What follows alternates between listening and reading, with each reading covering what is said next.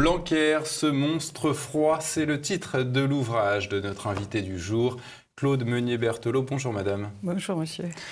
Pour nos invités, je vous présente, madame, vous êtes juriste de formation et vous avez fait l'essentiel, voire même toute votre carrière au sein de l'Éducation nationale. Vous publiez donc aujourd'hui cet ouvrage aux éditions des Trianon, Blanquer, ce monstre froid, remède de cheval contre la Blanquer mania.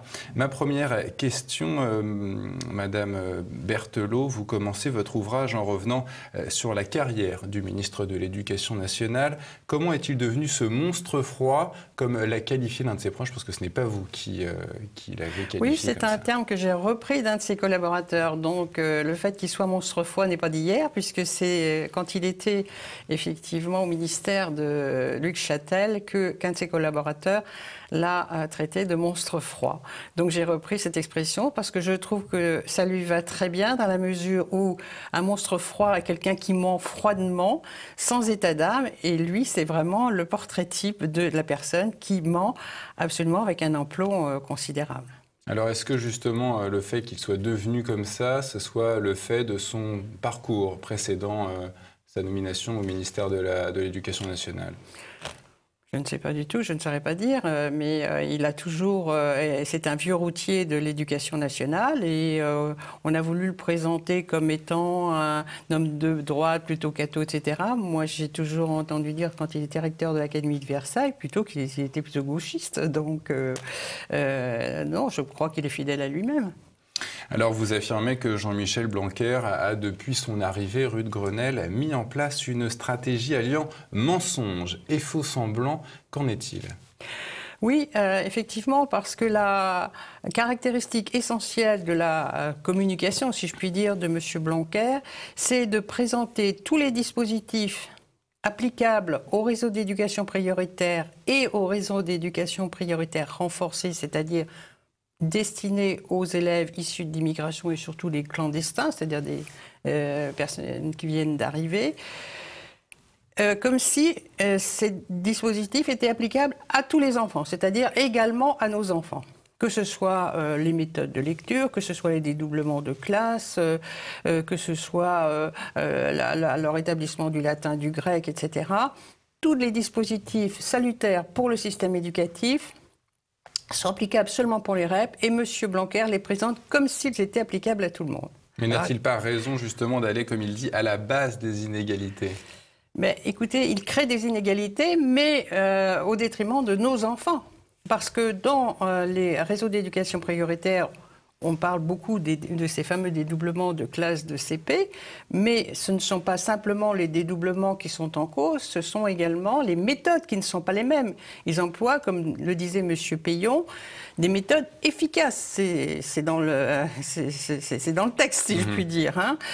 Donc, M. Payon nous avait dit, la preuve en est que, parce qu'il se félicitait des bons résultats qui étaient obtenus justement dans les réseaux d'éducation prioritaire, et il avait dit, la preuve en est faite qu'avec des méthodes efficaces, on obtient des bons résultats. Il faut quand même le faire. Oui, ça m'a surpris, c'est justement ces résultats sont donc dans ces REP, dans ces réseaux d'éducation prioritaire, sont meilleurs qu'ailleurs. Voilà, exactement. Ils sont meilleurs parce que la scolarité n'est pas la même. La loi du 7 juillet 2013, la loi de refondation de l'école, distingue bien la refondation de l'école pour nos enfants et la refondation de l'éducation prioritaire. Et pour nos enfants, résumons, si vous voulez, il s'agit de supprimer les cours pour les remplacer par des parcours, c'est-à-dire en fait des activités au cours desquelles les élèves sont censés construire leur savoir. Et pour les élèves issus d'immigration, vous avez des cours avec un savoir structuré, avec des exigences à la clé, des résultats, des récompenses comme des prix d'excellence, etc., qui ont disparu de nos établissements depuis fort longtemps. Alors vous évoquez le fait que le ministre veuille faire des populations issues de l'immigration l'élite de la nation et des autres les laisser pour compte. Vous n'avez pas un petit peu loin? Pas du tout, non, non. D'ailleurs, Mme Belkacem l'a dit à un moment, si vous voulez, qu'elle voulait faire de ces populations l'élite, une élite. Et donc, l'objectif à terme, pour comprendre cette politique, l'objectif à terme, c'est effectivement que ces populations-là deviennent l'élite de la nation et que nos enfants soient les larbins. Donc c'est une politique qui accompagne la politique de grand remplacement qui a été dénoncée notamment par Renaud Camus. Alors, votre et qui est bien réelle. Madame retrace tout le parcours, en tout cas toutes les mesures que le ministre a annoncées de la maternelle jusqu'au lycée. Donc on va rentrer dans le dur avec la maternelle. Le ministre a récemment annoncé qu'il allait abaisser, ou je ne sais plus d'ailleurs si c'est déjà fait, abaisser l'âge de la scolarisation donc de 6 à 3 ans, alors que dans les faits c'est déjà le cas. Où est-ce qu'il veut en venir en fait avec ça? Il veut en venir qu'il veut récupérer des postes pour les réseaux d'éducation prioritaire. Parce qu'en effet, si vous voulez, la scolarisation, théoriquement, est obligatoire à 6 ans, mais depuis fort longtemps, la plupart des enfants sont scolarisés à 3 ans. C'est-à-dire que vous avez aujourd'hui 97% des enfants qui sont scolarisés. Il reste donc simplement 3% d'enfants à scolariser à 3 ans. Vous dites que ça représente à peu près 20 000 enfants. Alors, ça représente 20 000 enfants. Et pour 20 000 enfants, il faut 1000 postes. Alors, vous avez eu toute une mise en scène, que j'explique dans le livre, il serait trop long de retranscrire ici. Vous avez eu toute une mise en scène qui a consisté à nous faire croire qu'on allait abaisser la scolarité à 3 ans. En fin de compte, non. Ça consiste à augmenter la scolarisation à 3 ans. Parce qu'il faut savoir que parallèlement, vous avez plus de 90 000 enfants qui sont scolarisés à 2 ans. Donc, si on arrête de scolariser ces enfants à 2 ans, eh bien, on récupère 3 700 postes. Donc, avec ces 3 700 postes, on prend 1000 postes pour les 3% restants à scolariser à 3 ans, et les 2 700 postes restants, eh bien, vont servir au dédoublement des classes de CP, de CE1 et à terme de CE2 dans les réseaux d'éducation prioritaire. Donc, c'est une manipulation pour récupérer des postes pour les réseaux d'éducation prioritaire. Alors, concernant le primaire, le ministre a également déclaré vouloir revenir à l'enseignement de la méthode dite syllabique, celle qui avait été abandonnée dans les années 70. N'est-ce pas une intention louable vu la baisse du niveau scolaire? Alors, l'intention est louable, la décision l'est moins, parce qu'effectivement, il a produit ce qu'il a appelé des circulaires en avril 2018, qui ne sont faites que des notes de service. Et dans ces fameuses notes de service, on voit très clairement qu'en fait de méthodes syllabiques, il s'agit toujours des méthodes subglobales, et il n'a apporté absolument aucun changement à cette politique. Est-ce que justement, vous pouvez faire un petit récapitulatif sur ce que la méthode syllabique et la méthode globale, parce que justement, apparemment, c'est ce que vous développez dans le livre, il y aurait justement une façon un petit peu de manipuler les mots, enfin en tout cas les expressions, justement pour semer le doute dans l'esprit des parents. Ils parlent de méthode syllabique alors qu'en fait, il s'agit de méthodes globales. Voilà, c'est ça. Alors, les méthodes syllabiques sont des méthodes dites syllabiques, mais qu'on devrait appeler alphabétiques. C'est la raison pour laquelle il y a une confusion. En fin de compte, on devrait les appeler alphabétiques parce que ce sont les méthodes traditionnelles par lesquelles l'enfant apprend à lire. D'abord en apprenant les lettres de l'alphabet, puis les syllabes, puis les mots. Puis il construit des phrases en s'aidant cela de la grammaire. Et donc, l'enfant va connaître la nature et la fonction des mots, ce qui va lui permettre aussi d'avoir une orthographe correcte et de comprendre le sens de ce qu'il lit.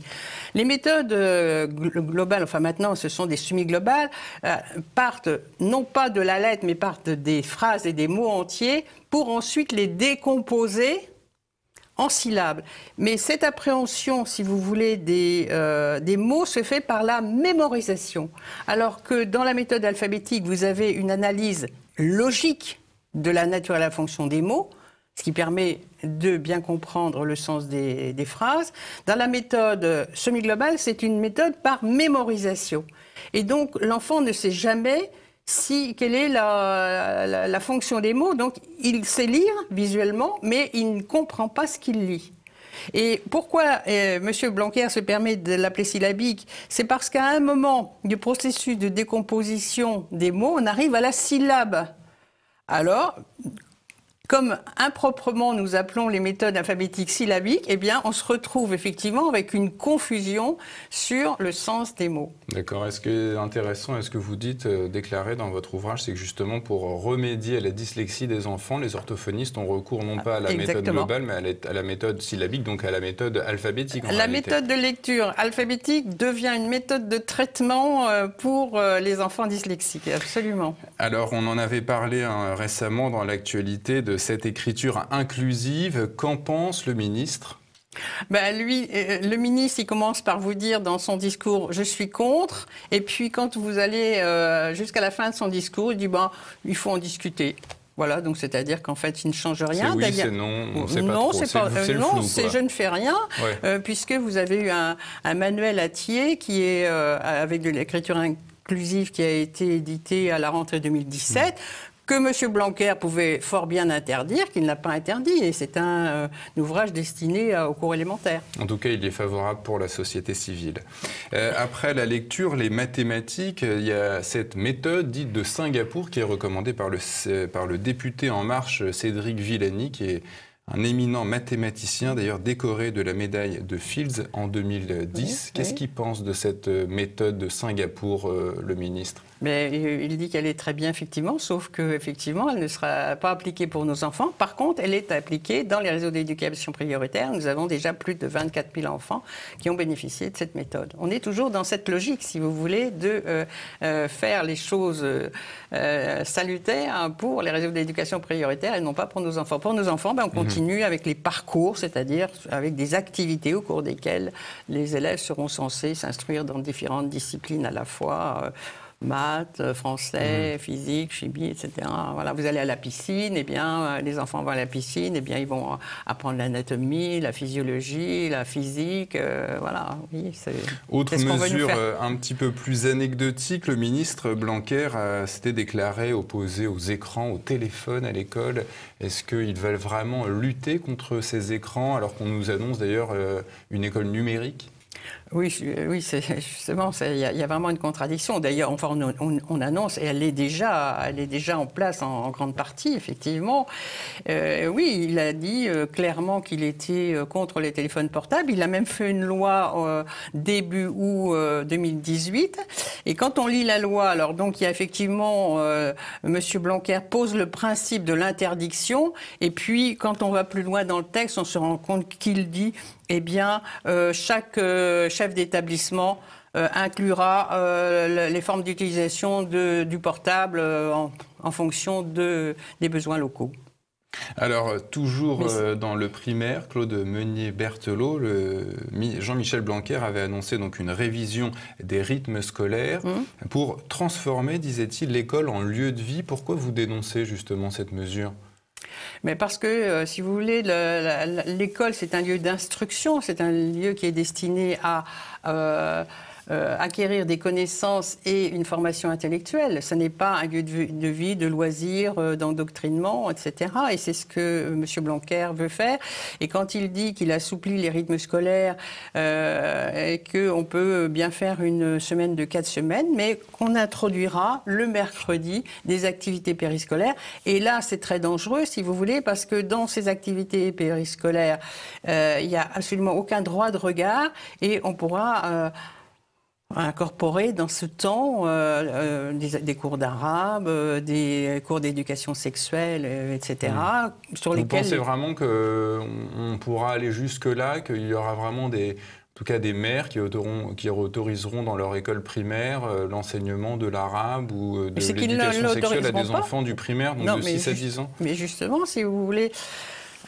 Vous revenez sur un point important, c'est-à-dire que vous avez dû le voir en fin de livre, dans le vade-mecum de la laïcité, il est très clair que les instituteurs, les professeurs doivent respecter les règles qui sont définies par le ministère. Mais pour ces activités périscolaires vont intervenir des personnalités extérieures, des associations. Et je ne sais pas si vous avez remarqué, les associations peuvent, elles, au nom de leurs convictions philosophiques et religieuses, avoir le discours qui leur convient. Donc c'est ça qui est grave, si vous voulez. Donc dans ces activités périscolaires, on va pouvoir mettre n'importe quoi sans qu'il y ait de contrôle de qui que ce soit.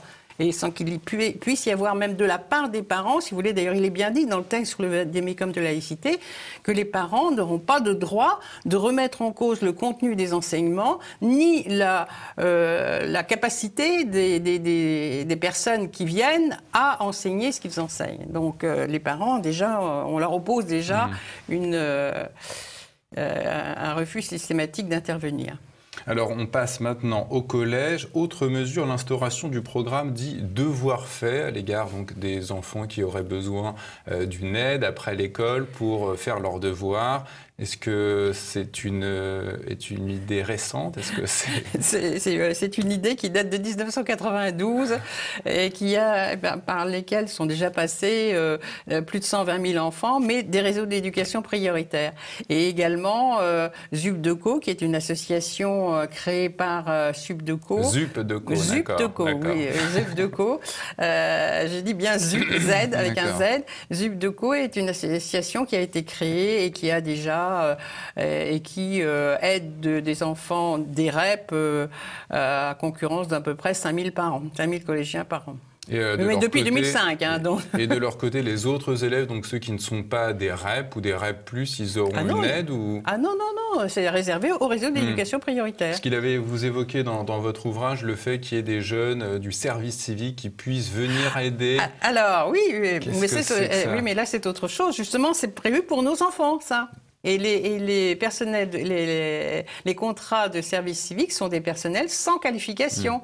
Et là, par contre, pour nos enfants, ce seront des personnes qui seront là pour former les élèves aux valeurs de la République, c'est-à-dire avec le grand principe de l'égalité, les non-discrimination, l'égalité sexuelle, etc. Enfin, toutes les bonnes choses, quoi. Alors, on nous avait également beaucoup parlé, au moment où c'était Najat Vallaud-Belkacem qui était aux commandes, de la suppression de ces classes bilingues. Est-ce que le ministre va les rétablir? Mais elles n'ont jamais été supprimées. Voilà. Elles n'ont jamais été supprimées? Non. Non. Donc en fait, il annonce leur rétablissement, alors bon, en fait, c'est encore une manipulation. Mais c'est constant.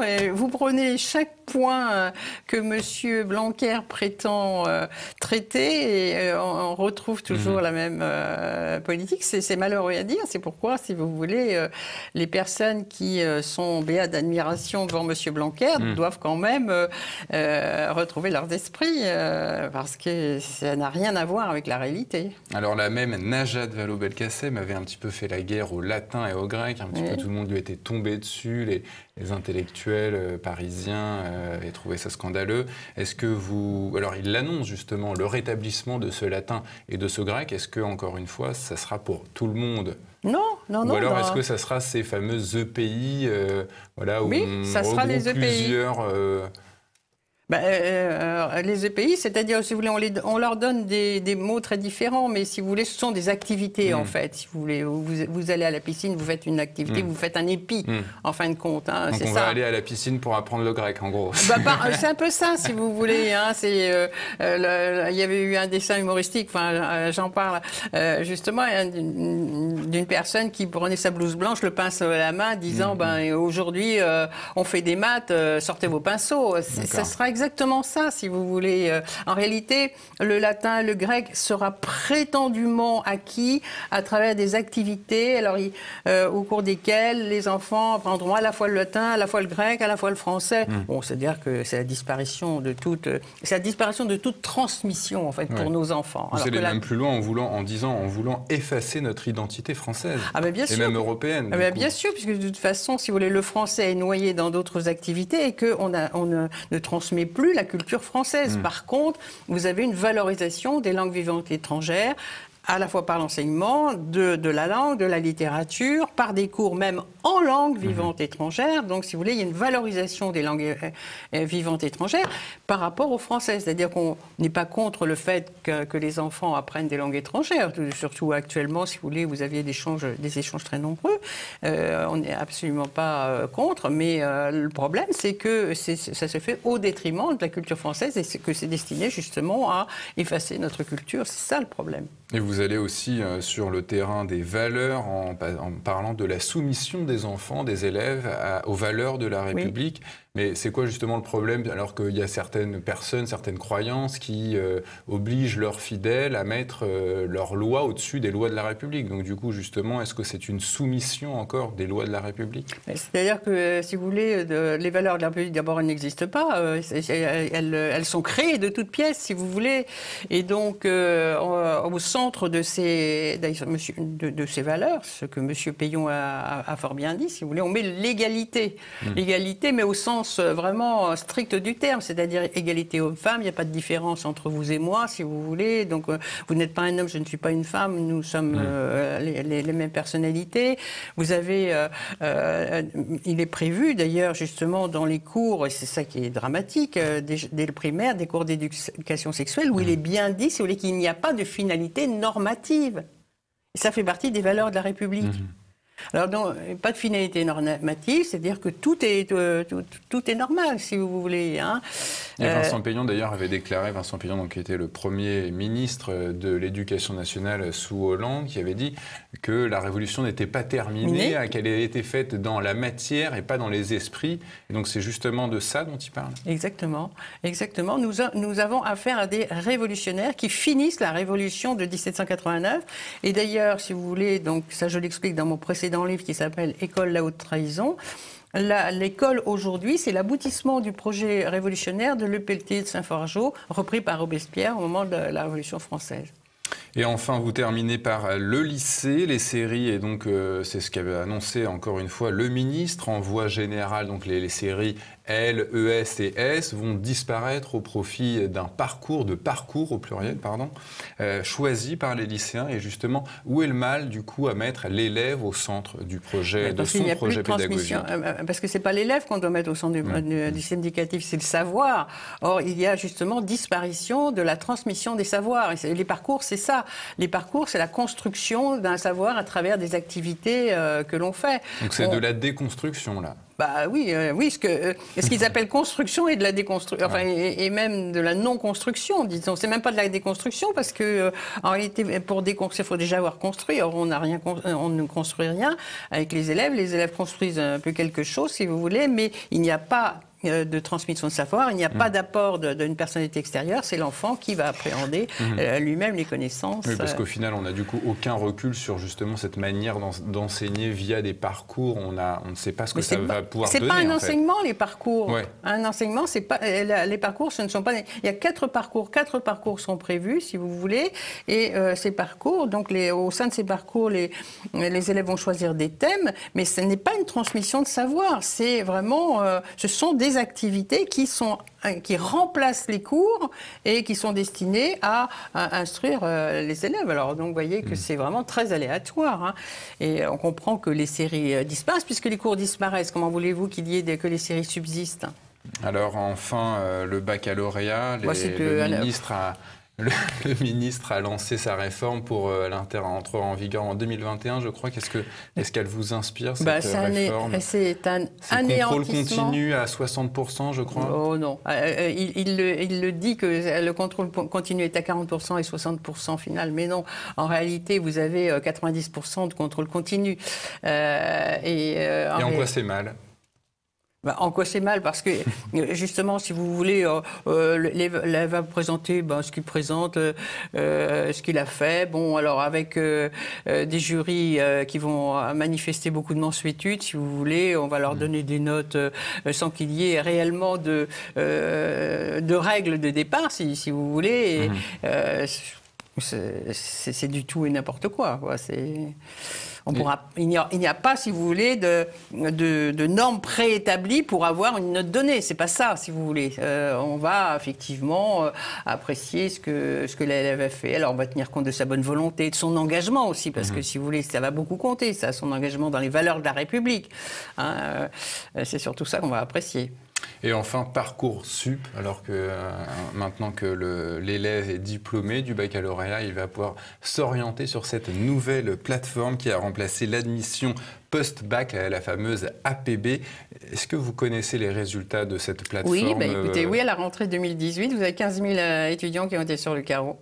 Et qu'est-ce qui va advenir d'eux? Je ne sais pas. Parce que l'Éducation nationale a prévu un plan B. Je ne sais pas. Non, mais c'est surtout que l'objectif était de pouvoir placer dans l'enseignement supérieur les élèves qu'ils veulent. Et là encore, si vous voulez, vous avez notamment des élèves des REP que l'on place en priorité. Vous avez notamment une disposition qui existait d'ailleurs bien avant Blanquer, mais qui subsiste, qui consiste à placer 10% des bacheliers de tous les lycées généraux, professionnels, technologiques des REP 10% de ces bacheliers sont prioritaires dans l'enseignement supérieur. Alors il faut placer ces gens-là, et une fois qu'on a placé ces gens-là, eh bien, s'il reste de la place pour les nôtres, on les prendra.